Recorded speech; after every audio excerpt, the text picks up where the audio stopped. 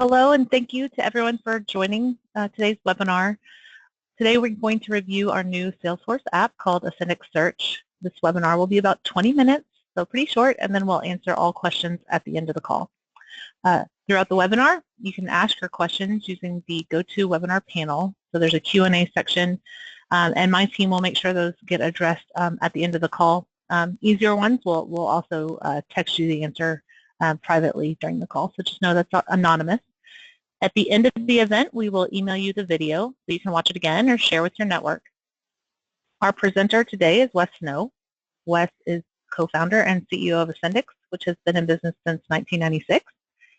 And Wes and his business partner, Todd Terry, have been providing CRM long before it was called CRM, and now are providing other products and services based on their extensive knowledge of the industry and what increases user adoption. And with that, I'm going to hand it off to Wes. Thanks, Camille. Appreciate it. Just to confirm, Camille, see my bright and shiny face there on the screen? Just make sure I see it.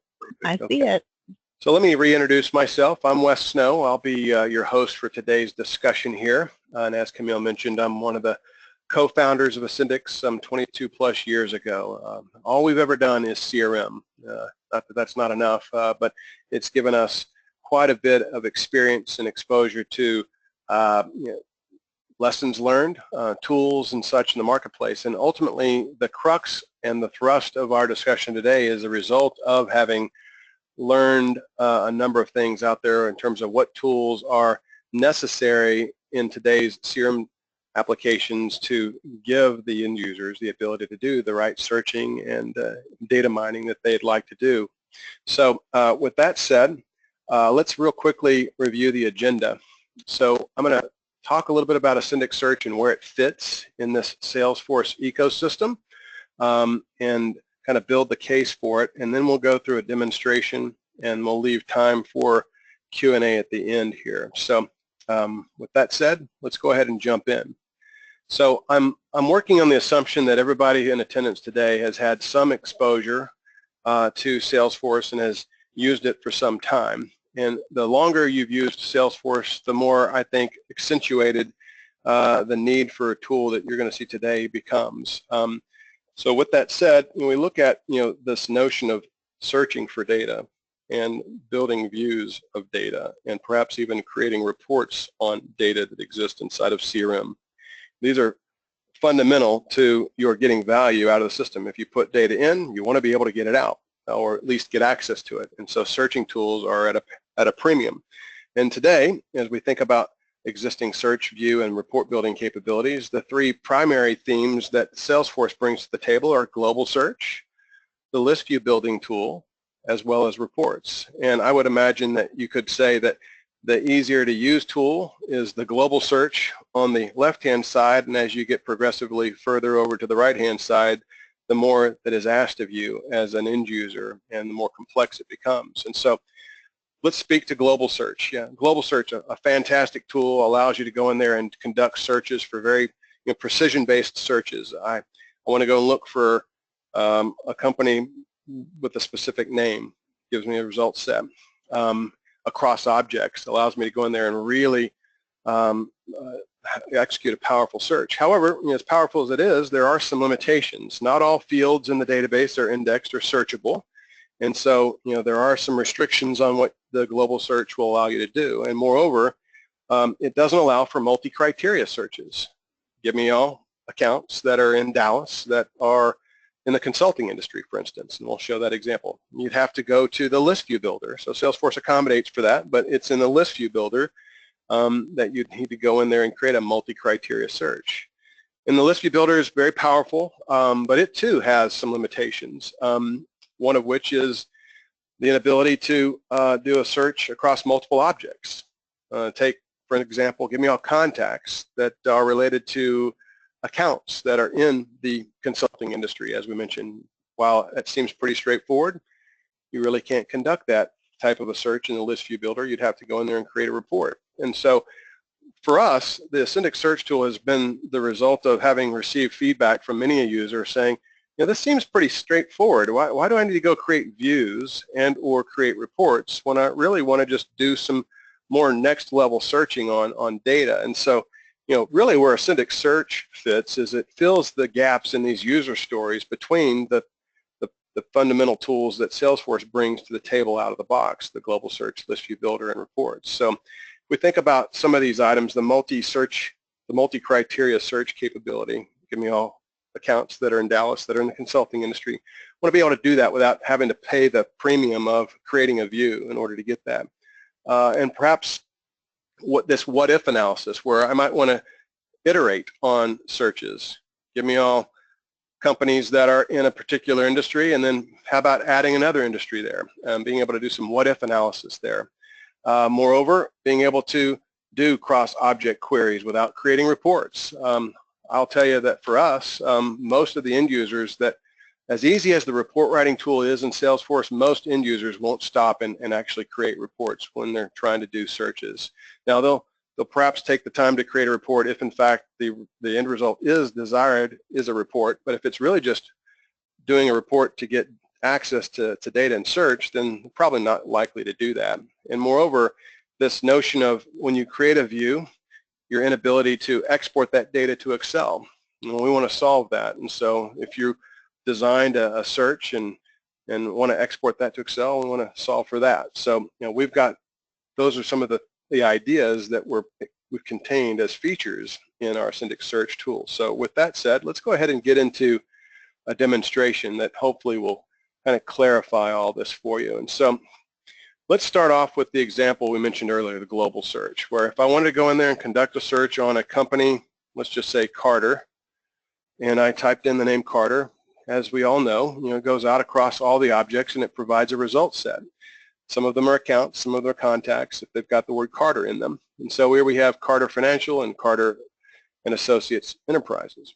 Now, if I wanted to actually take that and go the next step of saying, okay, that's great, but along with Carter, I want to look at other companies that are in the industry of consulting. And so I type in the word consulting, and we all know this to be true, but it doesn't really return a set of accounts that are in the industry of consulting, but rather a list of object records that vary, contacts, accounts, opportunities, all with the word consulting in them. And so this highlights a real deficiency in where this global search can be used, and thus the first example of many today where Syndics Search comes in to help solve that problem.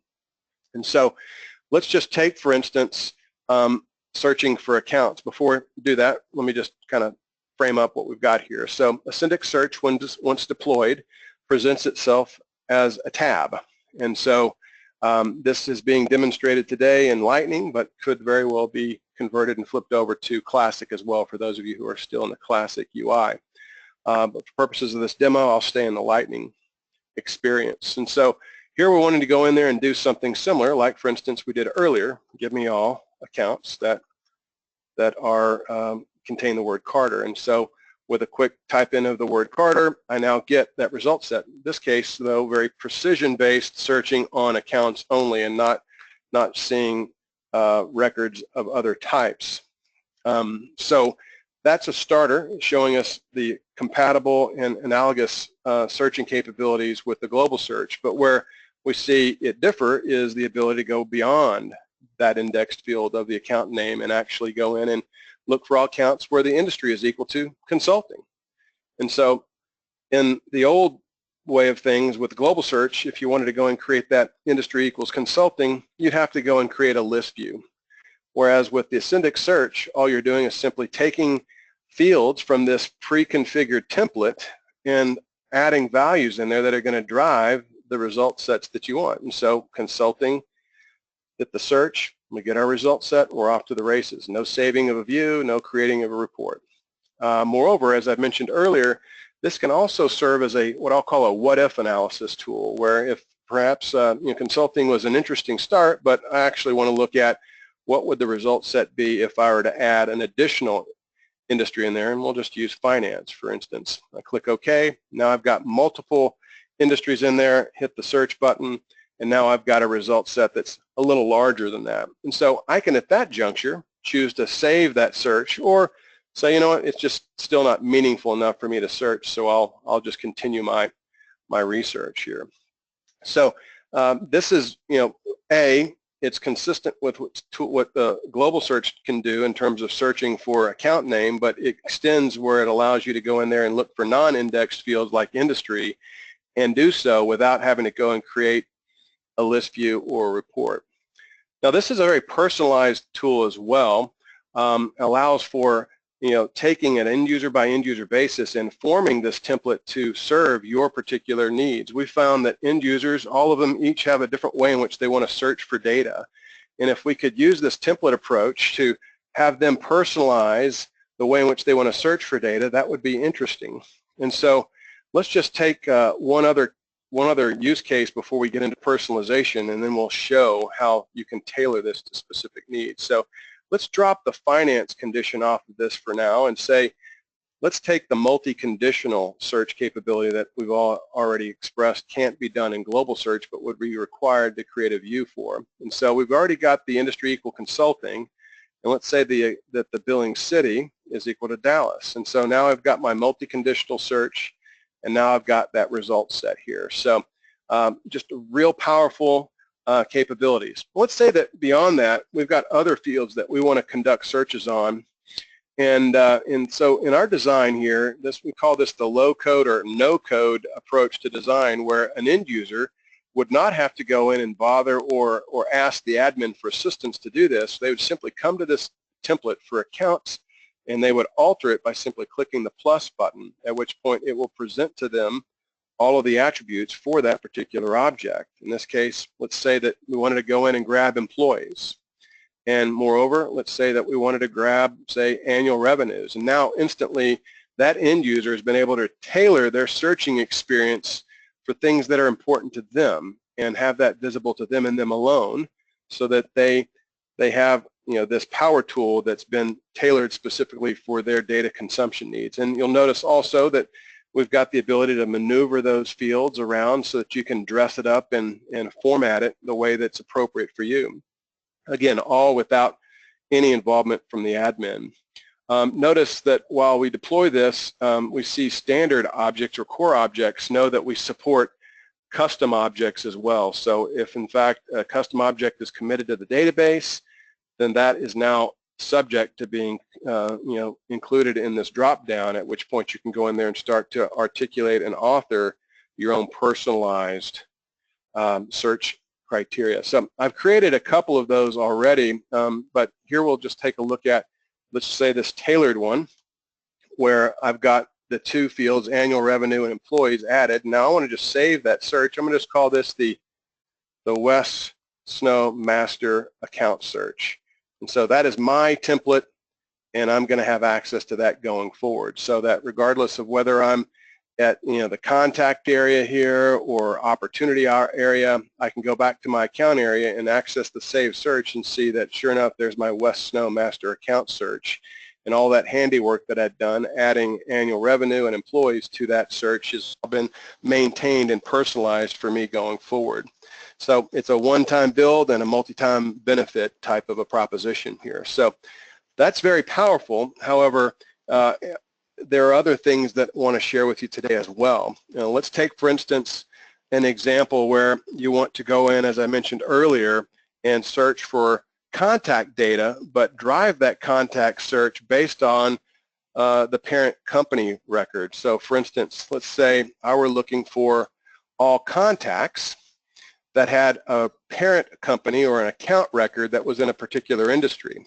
Again, if you reflect back on the global search, and for that matter, even the list view builder, you know that this operation is not possible, and you'd actually have to go in and create a report. So I'm looking for all contacts that have related accounts where the industry equals consulting. And so without any kind of report building or view building, I now have my result set of all accounts, or excuse me, contacts that are related to accounts that are in the consulting industry. Moreover, if I wanted to go in there and tweak that a little bit and say, all right, let's go ahead and modify that and add, as we did earlier, the finance condition as well, I've got the ability to see all of those records that fit that particular bill. Now, to show you a couple of other advances that we've done with this, in addition to being able to create queries across object, I'm going to hide the map, which we'll talk about here in just a moment. And I want to show you that each of the columns here, with the exception of the account name, are all attributes of the contact object, as is the case with List View Builder inside of the core Salesforce.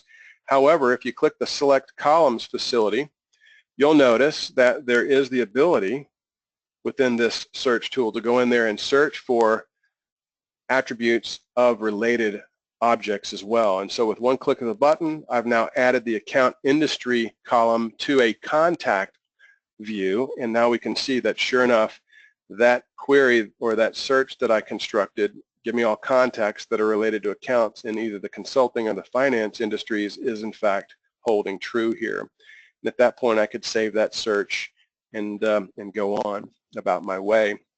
So that's I think a very powerful tool, and one that for our users has really knocked down the doors of productivity for them. So we've talked about adding columns. What I want to show now is the notion of expanded operators. I don't know how many of you on the phone have ever tried to create a list view build on date fields and or number fields, but there are some restrictions in that regard. So if we go to, say, this particular search that we've created, you'll notice that there's a close date field here, and I've kind of just glossed over this, but you'll see that there's an expanded set of operators that allow us to conduct searches in a much more streamlined fashion for end users. If you've ever tried to create a list view based on date fields, it's challenging, if not impossible, to conduct something like this, where we want to just look for all records that have a date that is going to be in the next, say, 18 months in this case. And so that's a whole library of additional operators for date fields, but also in numeric fields, there's this between operator that allows us to do ranges, also something that's not available in the list view builder today. And then we've also got the in operator that you saw earlier. Again, may underappreciate exactly the power of these tools today, but rest assured they make creating views and searches so much easier.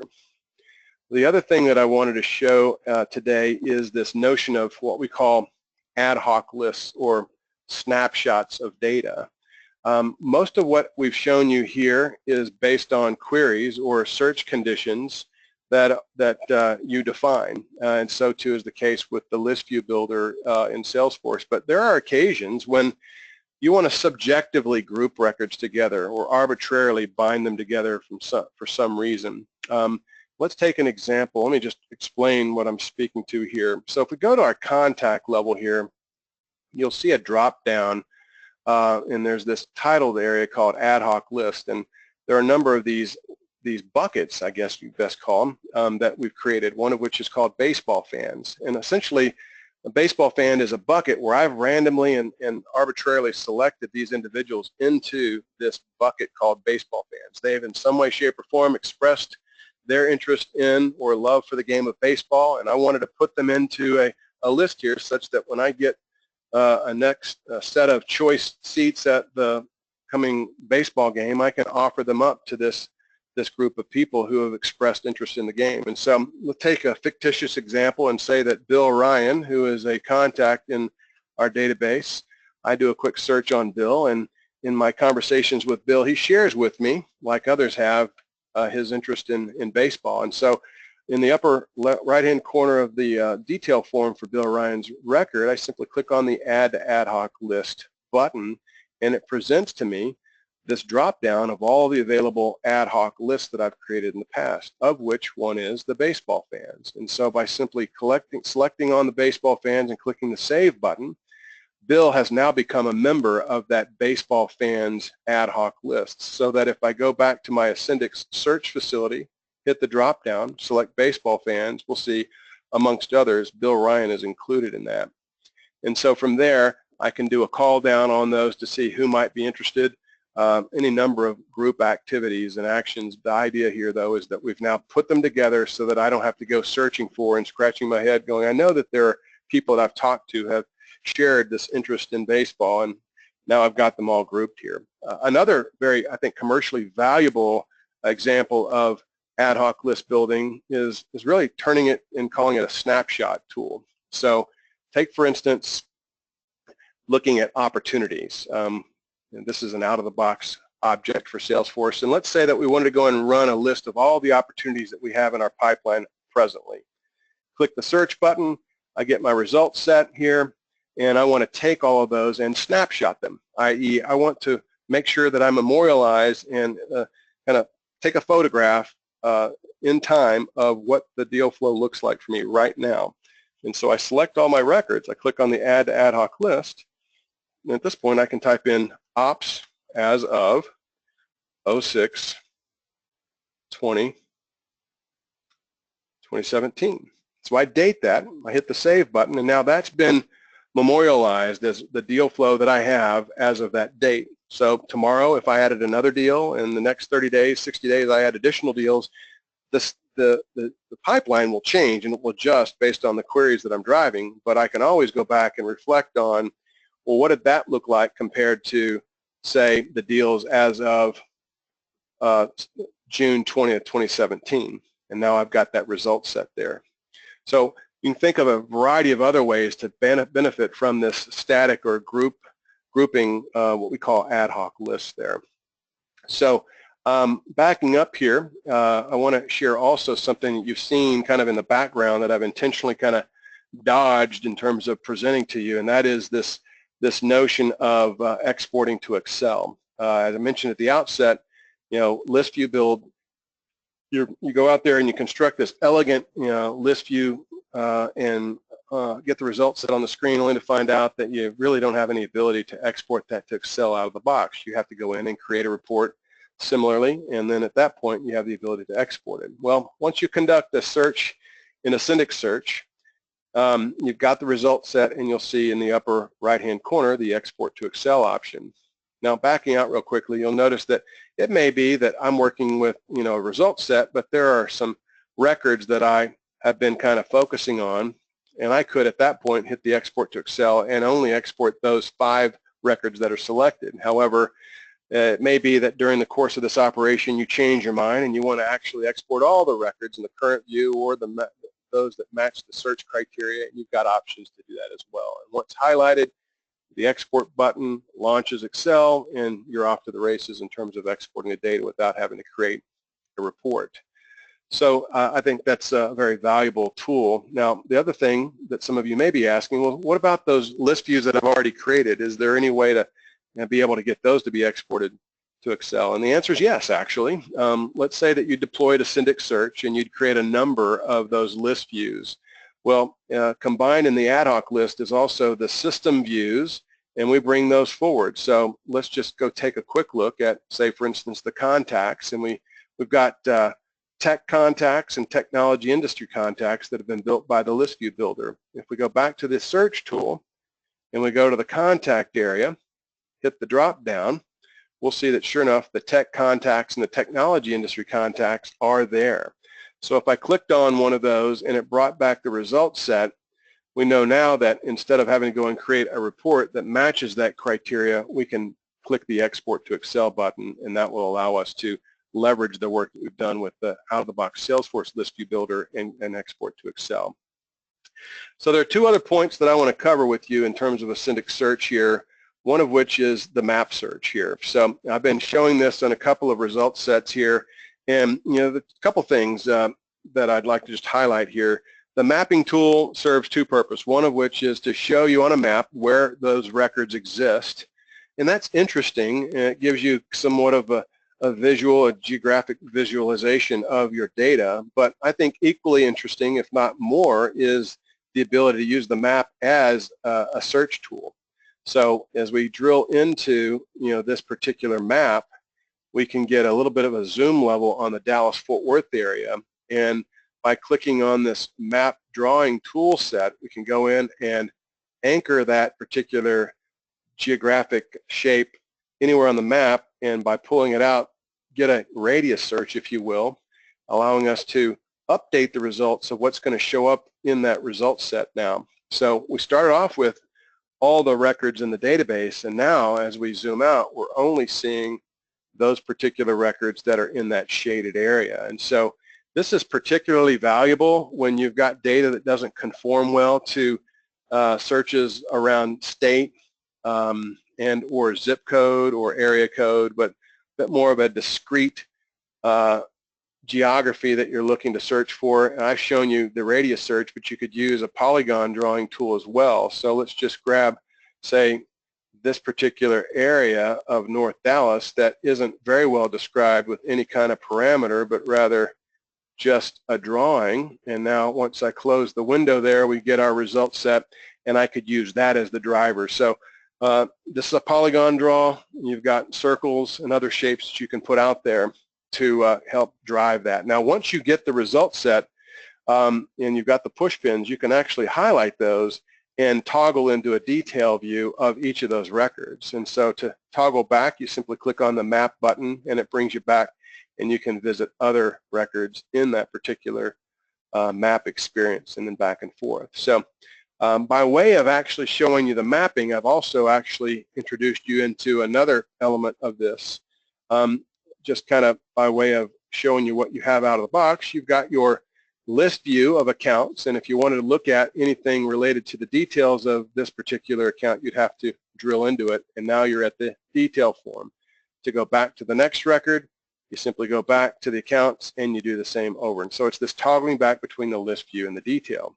Well, with Ascendix Search, as you can see here, we go back to the accounts here, do my search, and now we can see that instead of having to toggle between the detail form and the list view, we can actually just work our way through that list as follows. So clicking from one record to the next reveals the detail for that particular record, allowing us to dig into details that are not necessarily represented by the columns here in the grid.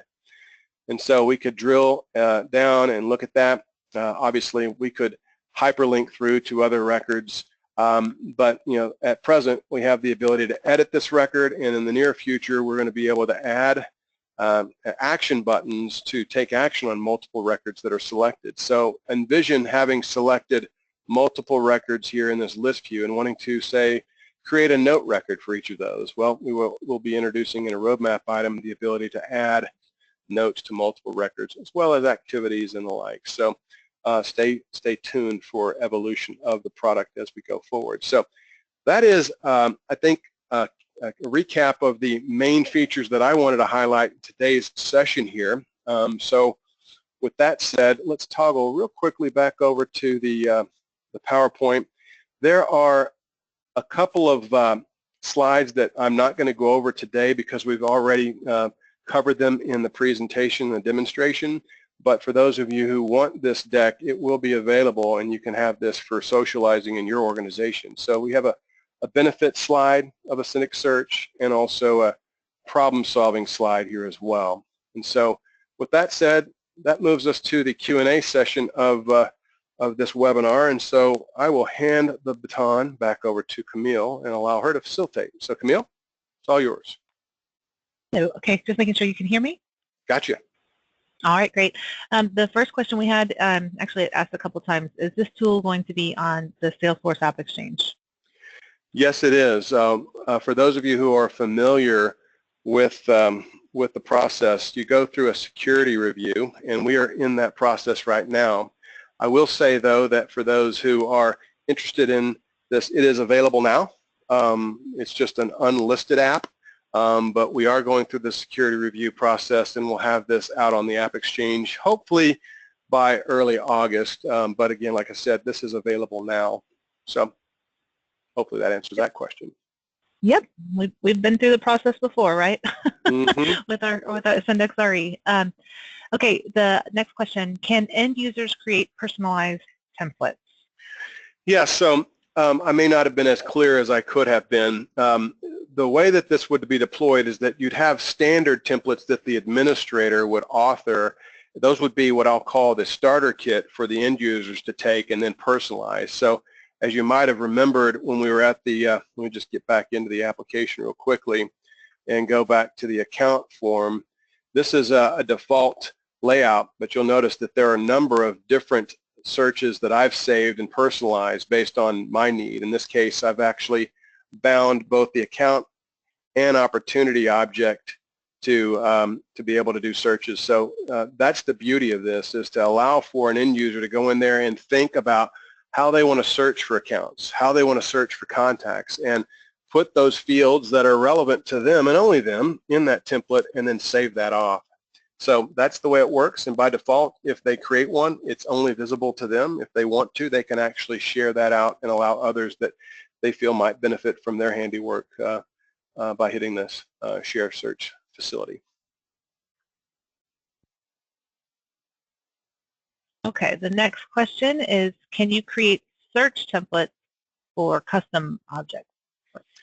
Yes, so we obviously can't foretell, what the custom objects are going to be in all of your orgs, and so essentially when we deploy this, it defaults to showing you two objects, the account and the contact object, the rule of lowest common denominator. And then from there, the administrator can go in using this gear button and allow them to go in and make, just by simply checking the box, again, low code, no code, checking the box, and that will make visible core or custom objects that are not visible by default. And so once those boxes are checked, then the particular objects will be presented here, and at that juncture you have the ability to go in there and tailor those templates for your users by default, or simply just allow it to be a blank canvas and allow the end users to build their own templates there. Great. The next question is, how much is it? So Syndics Search is a named user license model. So this is not an org, but a named user model, and it's $15 per user per month. Again, let's just, for example, say you've got 100 users and you find that initially you want to try this out for 10 or 15 of them. You can do that, and it's $15 per user per month. Okay, next question is, can you map custom objects that have an address details or an address associated? Yes, so in the case of the out-of-the-box objects, accounts and contacts, obviously they have addresses, and so if you've got an address, we can geocode the address. That gives you the latitude and the longitude that drives this whole bus. For instance, as Camille alluded to, we have an Ascendix RE product, which is a commercial real estate product for Salesforce, and there's property data that is needing to be, that has a physical address. And so in the Syndics Search that we have for that, it allows for the property data to be mapped. There is a little bit of configuration for custom objects to support the map panel here on the right-hand side, but absolutely we support that. Next question is it possible to initiate a search from various object records? For example, while looking at a contact, or must search always originate in the Ascendix tab? So all the searches do have to initiate in the Ascendix Search tab. There is no other way to invoke that. So that's the short answer. I might want to have a sidebar with whomever's asking that to see if we can maybe speak to some use cases, because we are open to interesting ways to increase the value of the tool, but I'd want to maybe sidebar with that individual. Perfect. Okay. Does this solution require everyone in the organization must have a license? No, again, it's a named user model, so if for your reasons you feel that there's a subset of users that would find value in this, then we can license just those users. So yeah, named user gives us a great deal of flexibility versus an org-wide licensing model. Okay, and the last question I have on deck, so if you have any questions, get them in real quick, but the last question I have is there a trial of this that I can add to a sandbox? Yes, so as mentioned earlier, while we're still making our way through the App Exchange, that's really, it's a mall, if you will, of apps. It doesn't mean that they don't exist out there. And so we have a tool that exists, and it's available for sale in a production capacity. And for those of you who want to take that first step of putting it into a trial or a sandbox to trial it out, we absolutely can do that for you. Just if you'll reach out to Camille and or myself, and we can facilitate getting that done for you. And again, as I mentioned earlier, while you're seeing this in Lightning, know that this is also available in Classic as well. So don't let that sway you. All right. Well, that's all the questions that we have for this event. I want to say thank you to Wes for the presentation. Everybody who registered for this call, I will send you an email with the webinar recording. The next one will then have a link to the PowerPoint as well, as Wes mentioned. We're going to try to upload that to SlideShare and share it with you. And Wes, any parting comments? No, I appreciate everybody's time here. And again, as I mentioned, we are very open to ideas and how to evolve this. So if you've got some vantage points and some perspectives, please don't be shy on sharing those. You'll find us to be quite responsive in that regard. All right. Well, thank you so much, everybody, and have a great rest of the week. Thank you. Bye-bye.